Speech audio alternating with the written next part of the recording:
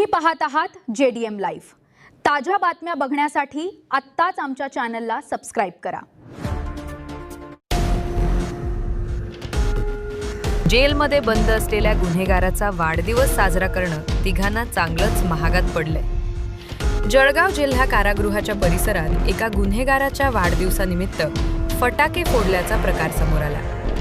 या घटनेचा video social मीडियावर व्हायरल झाल्यानंतर पोलिसांनी प्रकरणाची गंभीर दखल घेतली। या प्रकरणी जळगावच्या जिल्हापेठ पोलिसांनी संबंधितांवर कारवाई करत अटक केली। जेलमध्ये खुनाच्या गुन्ह्यात बंदिस्त असलेल्या आरोपीचा वाढदिवस साजरा करण्यासाठी हा प्रकार करण्यात आल्याची माहिती समोर आली आहे। दरम्यान गुन्हेगाराचा वाढदिवस जेल बाहेर साजरा करणाऱ्यांवरही पोलिसांची नजर असल्याचं या कारवाईतून स्पष्ट झालंय।